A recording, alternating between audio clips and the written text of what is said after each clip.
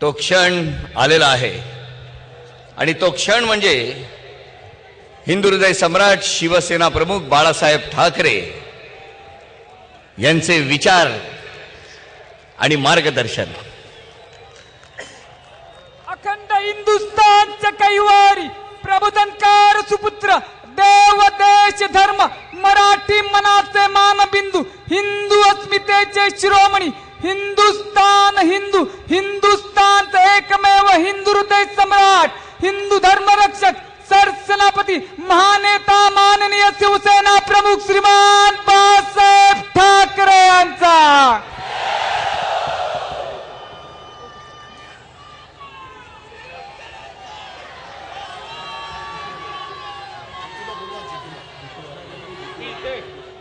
जितू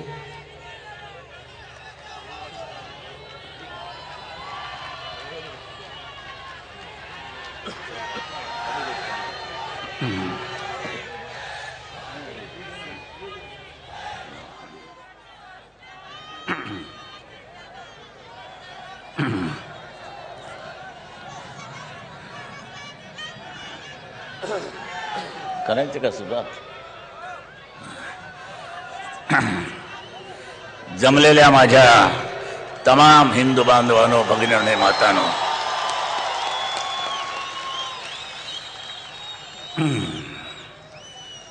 सुरुवात कुठून करायची मला माहित नाही. वरून करू का खालून करू, इकडून करू का तिकडून करू, पण करावी तर लागतेच. माझ्या प्रचाराचं ही एक मीटिंग ही झाल्यानंतर उद्या प्रचार बंद 5 वाजता. उद्या पुण्याला जातोय 2 वाजता दुपारीची सभा आहे त्याची. याही मंडळींची आज सभा आहेच कुठे ना कुठेतरी.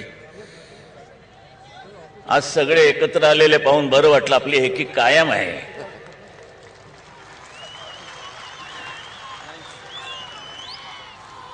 आता आरोप आणि प्रत्यारोप हे होतच राहणार, त्यात नवीन काहीच नाही. त्या लखोबाने काहीतरी नाशिकला जुनं किणी प्रकरण काढले आणि त्यामध्ये आपल्याला आरोप केला आपल्यावरती. ह्या किणी प्रकरणामध्ये सेना आणि भाजपाचा अभय होतं आपलं. त्या लखोबाला सांगायचंय, तेलगी प्रकरणामध्ये तुला कोणाचं अभय मिळालं? कुठे तुझ्या भागाला तेल लावलं ते सांग ना.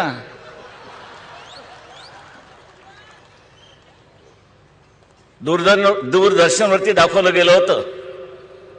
त्याची काहीतरी नार्को टेस्ट झाली होती, नार्को टेस्ट. तर तेलगी म्हणाला, त्याला विचारलं तेरा और भुजबल का क्या संबंध है? तर तो बोलला, अरे वो तो मेरा गॉड है, मेरा गॉड. तेलगी म्हणतोय. सुटला. कोणी सोडला? इतकं जुनं खोदकाम बरं नाही म्हणा. अंगलटील तुमच्या आमच्या नाही. सगळे साले नखरे करून बसलेत म्हणून तुम्हाला 16 फेब्रुवारीला निर्णय घ्यायचा आहे. एक ना एक दिवस नव्हे, त्याच दिवशी काँग्रेसला गाडावीच लागेल. आज रामदास, मी तुमची शिरोशाहीर ऐकायला येणार होतो, पण म्हणजे थोडं दूरदर्शनवर ऐकली. ते ऐकल्यानंतर मलाही मग शेवटी स्फूर्ती येते. आपणही काही कमी नाही, हम भी कुछ कम नाही. बरं, आठवतात काहीतरी ओळी. रामदास, असेच एकत्र येऊया. आपण एकत्र आलेलो आहोत, आपण येणार आहे.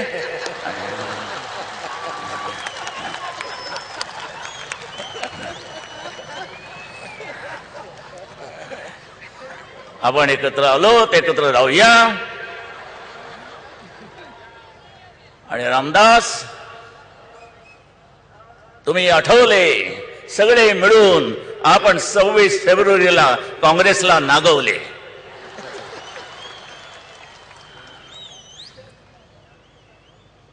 करावंच लागेल. कोणी करायचं? तुम्ही करायचं, आम्ही नाही. आम्ही आपले विचार देणारी मंडळी आहोत.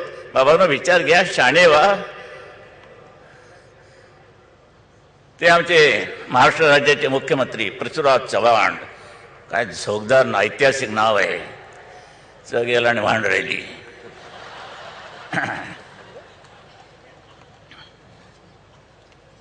ठोकतायत. ह्या निवडणुकीनंतर म्हणजे महानगरपालिकेच्या निवडणुकीनंतर शिवसेना नैशी होणार, अदृश्य होणार. काय तुमच्याकडे काय व्हॅनिशिंग क्रीम आहे काय? आणि तुम्ही काय चोपडण्याचा धंदा करता? मग पृथ्वीराज चव्हाण हे नाव घेण्यापेक्षा पृथ्वीराज चोपडे नाव घ्या. पण एक लक्षात घ्या, हे आमचं व्हॅनिशिंग क्रीम माझ्या समोर बसलेलं आहे.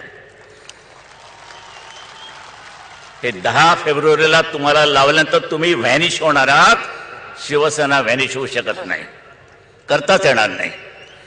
पाहिजे तिथे चोळा.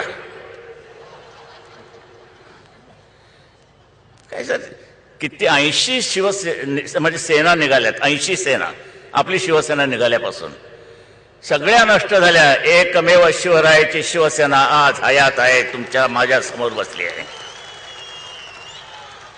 काय माकडांना माहित आहे? शिवसेनेला मायावतीच्या हत्येला जसं तुम्ही कव्हर घालता ना, तशी कव्हर घालून शिवसेना झाकली जाणार नाही. काय कल्पना आहे मायावतीच्या? ते म्हणे काय, ते निवडणुकीचं तिचं बौद्धचिन्ह आहे, सिम्बॉल, त्याच्यावरती कव्हर. एवढे हत्ती कव्हर टाकतायत. मग त्याशी मी बोललो, मायावतीच्या हत्तीवरती जर तुम्ही कव्हर टाकणार असाल आणि झाकणार असाल तर तुमच्या हाताचं काय? कुठे घालणार? कुठून झाकणार? खिशात घालून फिरणार का कशात घालून फिरणार? काय मूर्खाच्या कल्पना येतो. हे अशा काही गोष्टी झाकून होतात काय? तुमचं उघडं पडलं ते झाका. निवडणुकीला त्याचा काही फायदा नाही. एक एक कल्पना पाहिल्यानंतर आश्चर्य वाटतं. ते आमचे पोलीस कमिशनर, त्या पोलिसांवरती एक ऑर्डर काढले निवडणुकीच्या दरम्यान, तुम्ही आजारी पडलात तरी दाखवायला यायचं, खरंच आजारी आहात की नाही. हा काय अत्याचार आहे? कोणचे आजार असे आहेत की तो इतका भयंकर असताना सुद्धा तुम्हाला दाखवायला यायचं? समजा पोलीस कमिशनरला मुळव्याध झाली, काय करायचं? कोणाला दाखवायचं? आबा पाटलाला? हो आबा अहो पाटील साहेब बघाव.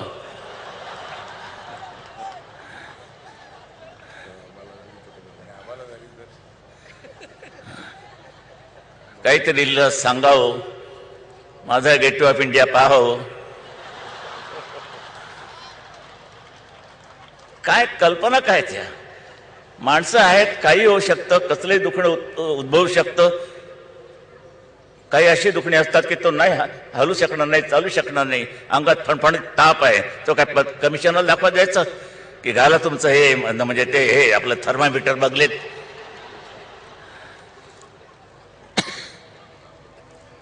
कसले घाणेरडे एक कल्पना निघतायत. नंतर काय होतं, मला कोणी विचारतंय, अहो केवढा विरोधी प्रचार चाललाय शिवसेनेच्या विरुद्ध, तुमच्या विरुद्ध, उद्धवच्या विरुद्ध. हे आमच्या जवळ आले त्यांच्या विरुद्ध, ही भीमशक्ती, भारतीय जनता पक्षवाले आलेत, टीका करतायत. काय झालं? टीका करतायत. जत्रा गावामध्ये भरली ना की पिपाण्या वाजवणारे खूप पोरं पॅ करत फिरत असतात सगळीकडे. आता पोरं पिपाण्या वाजवत आहेत म्हणून त्याच्यासमोर बिस्मिल्ला काय सनई घेऊन बसणार? आम्ही बिस्मिल्ला आहोत, आमची सनई या पिपाण्यावाल्यांच्या समोर नाही वाजवण्याची त्यांची लायकी नाहीये. ह्या बरोबऱ्या करू नका, तुलना करू नका.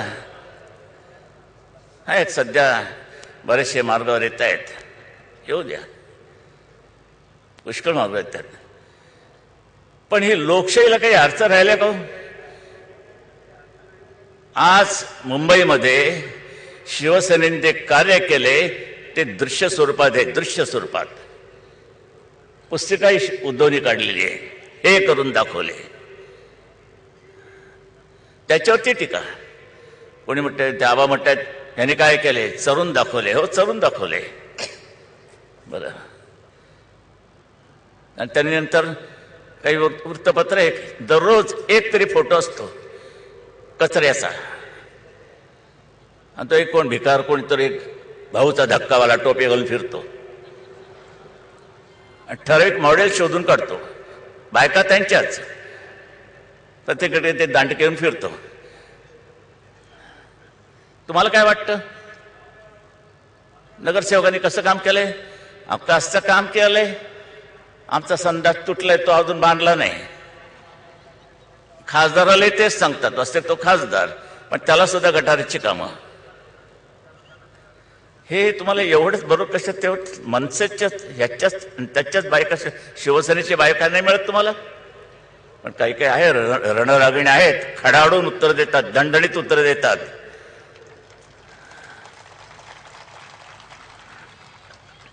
आता बघूया निवडून आल्यानंतर 50% काय होतंय काय कळत नाही, काय होणार आहे. पण ह्या वेळेला कोणत्याही परिस्थितीमध्ये शिवसेनेचा जो भगवा झेंडा फडकतोय, भारतीय जनता पक्षाचा तोही भगवाच आहे. येतोय ना, त्यांना विसरून कसं चालेल ते आपल्यामध्ये आलेले आहेत, आपल्याजवळ शेवटपर्यंत राहणार आहे. त्यांचा निळा झेंडा फडकतो आहे. बरं, हे झेंडे कोणी उतरू शकत नाहीत, उतरण्याची कोणाची ताकद नाही, हिंमत नाही, ते फडकणारच. बघा, आणि महापौर शिवसेनेचाच, भारतीय जनता पक्षाचाच आणि रिपाईचाच, भीमशक्तीचाच तिथे बसणार, विराजमान होणार,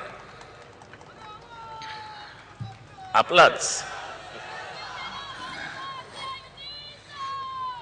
ते जर कागद,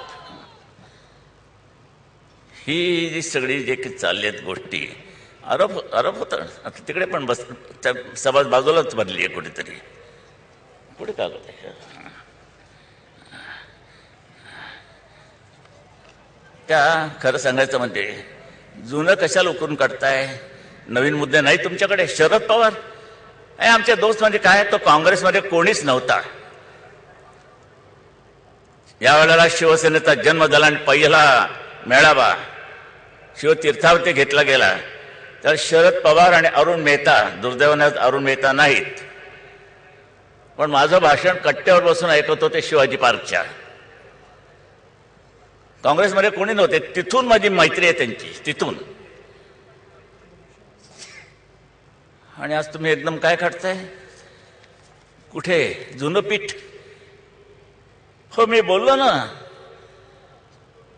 माझे शब्द बंदुकीच्या गोळीसारखे असतात. गेली गोळी की गेली, परत शोधत नाही कुठे पडली.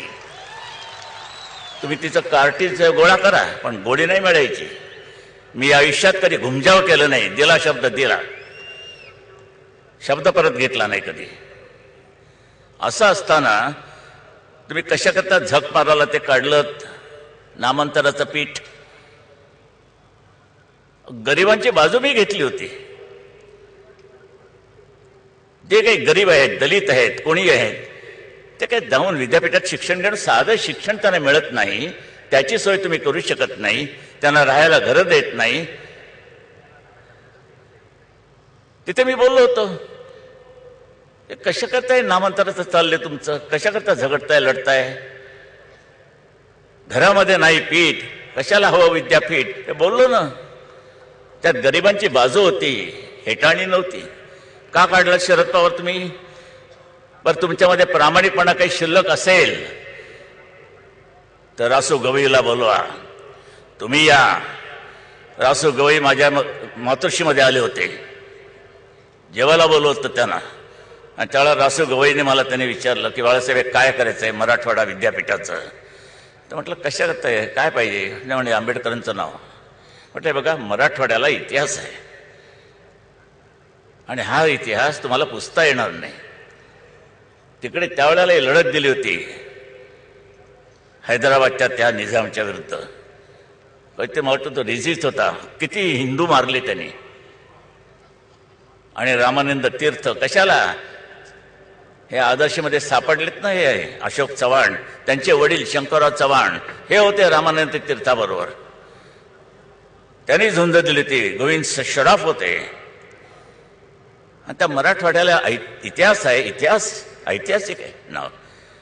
कसं करून चालायचं. तर म्हटलं म्हण काय करायचं मग. तर म्हटलं असं करा हे नाव देता आलं तर पहा डॉक्टर बाबासाहेब आंबेडकर मराठवाडा विद्यापीठ हे नाव मी दिले. मी लगेच तिथून रासू गवई यांनी शरद पवारांना फोन करून सांगितलं बाळासाहेबांच्या इथं मी बसलोय. त्याने अरे वा म्हणजे चांगलं आहे. शरद बाबू हे का नाही सांगत. मी जिवंत माणसांच्या साक्षी काढतो मेलेल्या माणसांच्या नाही. पण तुमची मनच मेली आहेत त्याला मी तरी काय करू. हे सत्य सांगतोय. रासू गवई आहेत शरद पवार आहेत. या सांगा ह्या सगळ्या लोकांना हे खरं आहे की नाही. पिठाचं काय घेऊन बसलात. काय काँग्रेसमध्ये तर काही नेतृत्व राहिले. लाज वाटली पाहिजे. मराठ्यांना मी म्हणेन मग ह्या काँग्रेसमधले ना. एक परदेशी बाई येते काय हुकूमत गाजवते या देशावरती. मोगलांनी 2000 वर्ष राज्य केलं. ब्रिटिशांनी 150 वर्ष राज्य केलं. आणि आता पुन्हा ही इटालियन बाई परदेशीच राज्य. राजीव गांधीच्या वेळेला एक घोषणा निघालची slogan be Indian buy Indian and marry Italian. Be Indian म्हणजे आपला अभिमान बाळगा देशाचा. वस्तू खरेदी कराल त्याही आपल्या देशातल्या करा. लग्न कराल परदेशाची करा. झाले आलंय घराणं उतरलंय तुमच्या बोडक्यावर. परत सोनिया गांधी आली. राहुल गांधी आहेत. प्रियांका उतरली. तिचा नवरा उतरला वडेरा जो हसत नाही कधी तो उतरलाय. 2 पोरं उतरली आहेत. याच्या आला काय झालं इतरांना काय पोरच होत नाहीत. त्यांच्या पोरांतरी गादीवर कधी बसायचं. सगळंच तुम्हीच उभवताय. नुसतंच थंड भयंकर शंड वृत्तीने आम्ही बसलो आहोत. कसली 26 जानेवारी कसली 15 ऑगस्ट कशाला सादर करताय. झेंड्याला लाज वाटते.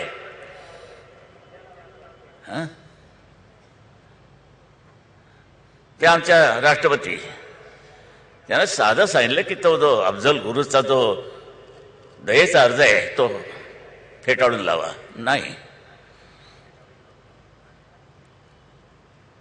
अफजल गुरुला फाशी दिली जात नाही. कसाबला नाही. मारले गेले ते मेले ते मेले. पुतळे काय उभारताय. कशाला उभारताय पुतळे. बरं आमच्या आहेत ना काय सुविधा मी दिल्या नाहीत.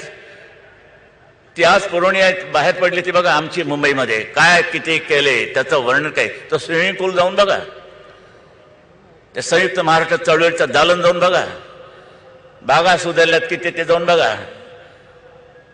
पाण्याची आहे बोंब आहे याबद्दल वादच नाही. पाऊस पडला खड्डे म्हणजे मुंबईतच पडले. सगळ्या हिंदुस्थानामध्ये खड्डे पडलेले आहेत. पाऊस भयानक झाला. मग आमच्यावरचे आरोप खड्ड्यात काय आहे. खड्ड्यात पैसे. खड्ड्यात रस्ता का रस्त्यात खड्डे. नाही रस्त्यात तुझे आई बाप. जायचं तर जा. एकच वाक्य आहे. रस्त्यात खड्डे का खड्ड्यात रस्ते. खड्डे पडल्याचं कारण कॉन्ट्रॅक्टर म्हणजे पैसे घेतात खातात. पैसे खातात. किती खाल्ले. 40,000 कोटी शिवसेना वगैरे या लोकांनी खाल्ली. रामदास तुमच्याकडे काही आले का. नाही ना. नाही अजून नाही आले म्हणतात ते. गोपीनाथ तुमच्याकडे नाही माझ्याकडे काही आले म्हणून ह्यांच्याकडे आले असेल तर मला थोडे द्या, वाटणी करता येईल ना. 40,000 कोटी काय साधा आकडा आहे? मग उद्धव चांगला बोलला, आकडा लिहून दाखवा किती शून्य असतात 40,000 कोटीवर. काहीतरी बडबडायचं. भयंकर चाललंय प्रकार हे आरोप. कोण सुख आहे ते मला सांगा. कोण सुख आहे? सुखी माणसाचा सदरा काढा शोधून. कोण आहे सुखी? कोणीच नाही. तुम्ही तरी विचार केलात की कशाला आणि कोणाला आपण मतदान करतो? काँग्रेसने तुम्हाला काय दिलंय? बरं, शिवसेनेने नाही दिलं, भारतीय जनता पक्षाने काही नाही दिलं, रामदास आठवलेंच्या रिपाईने काही दिलं नाही. काँग्रेसने तुम्हाला काय दिलं याचा कधी विचार केलाय? काय दिलंय? 10 वर्ष तुम्हाला झाली आहे, 15 वर्ष तुमचं चालू आहे. भले आम्ही 17 वर्षात तुम्हाला काही दिलं नाही, ह्यांनी 12.5 वर्षात काय दिलं? खून खराबा. महिला बसल्या तिथे, माझ्या माय भगिनी बसल्यात. आहे का तुमचं आयुष्य काही सुरक्षित आहे?